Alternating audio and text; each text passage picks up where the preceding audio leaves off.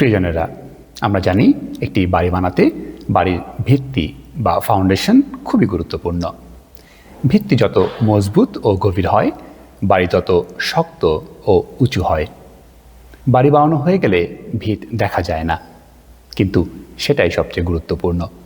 ঠিক তেমনি আমাদের জীবনের ভিত হিসেবে আমাদের সিদ্ধান্ত গ্রহণের মানদণ্ড, যা আমাদের মূল্যবোধ, যদিও সেটা দেখা যায় না, কিন্তু এগুলোই নির্ধারণ করে আমরা কেমন মানুষ হয়ে উঠব।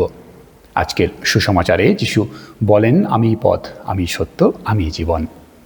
এটি শুধুমাত্র বিশ্বাসের একটি কথা নয়, এটি আমাদের প্রতিদিনের সিদ্ধান্ত নেওয়ার একটি বাস্তব মানদণ্ড। ধরুন, আপনি একটি অফিসে কাজ করেন, আপনার সামনে সুযোগ আছে, একটু মিথ্যার আশ্রয় নিলেই দ্রুত লাভবান হতে পারবেন, কেউ জানবেও না। তখন প্রশ্নটা হয়, আমি কি করব? যদি যিশু আপনার জীবনের ভিত্তি হন, তাহলে আপনি সত্যকে বেছে নেবেন, যদিও সেটার জন্য আপনার কিছুটা সুবিধা বঞ্চিত হবেন। ধরুন, আপনার পরিবারে স্বামী স্ত্রীর মধ্যে ভুল বোঝাবুঝি হয়েছে। নিজের অহংকার ধরে রাখা সহজ, কিন্তু যিশুকে ভিত্তি করলে আপনি প্রথমে এগিয়ে যাবেন এবং বলবেন, আমি দুঃখিত, আমি রেগে গিয়ে অনেক কথা শুনিয়েছি, চলো আমরা কথা বলে এটার সমাধান করি। আমরা এভাবে আমাদের সম্পর্কের বন্ধন দৃঢ় করব, কারণ যিশু আমাদের শিখিয়েছেন মিলন ও ক্ষমার মহত্ব। তিনি আমাদের সংযোগ প্রস্তর। আবার ধরুন, আপনার জীবনে দুশ্চিন্তা আছে, চাকরি নিয়ে, ভবিষ্যৎ নিয়ে, ছেলেমেয়ের পড়াশোনা নিয়ে।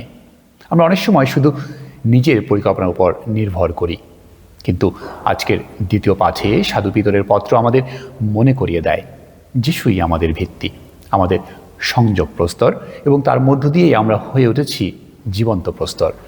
তাই দুশ্চিন্তার মাঝেও আমরা বলি, প্রভু, তোমাতে ভরসা রেখে আমি চেষ্টা করছি, সহায় থেকো। প্রথম পাঠে প্রেরিত দূতেরা একটি বাস্তব সমস্যা সমাধান করেছিলেন। খাবার বিতরণে অনিয়ম হচ্ছিল। এই সমস্যার সমাধানে তারা শুধু প্রার্থনা করেননি, সঠিক লোক বেছে নিয়ে দায়িত্ব ভাগ করে দিয়েছিলেন। এখানে আমরা শিখি, যিশুকে ভিত্তি করা মানে বাস্তব জীবনের সমস্যাগুলো ন্যায় ও প্রজ্ঞা দিয়ে সমাধান করা।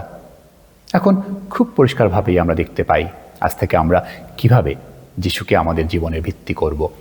আমাদের কর্মক্ষেত্রে মিথ্যা ও অসততার সুযোগ এলে না বলবো।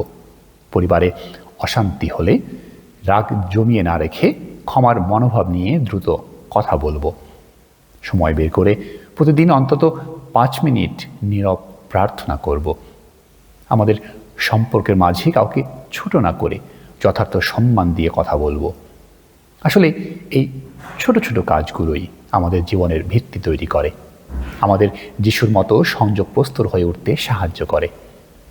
আসুন আজ আমরা প্রতিজ্ঞাবদ্ধ হই যে আমাদের দৈনন্দিন জীবনের সিদ্ধান্তগুলো নেওয়ার ক্ষেত্রে সত্যময় খ্রিস্টীয় মূল্যবোধগুলোকে ভিত্তি করে জীবন তীর্থে যিশুর পথে অগ্রসর হব।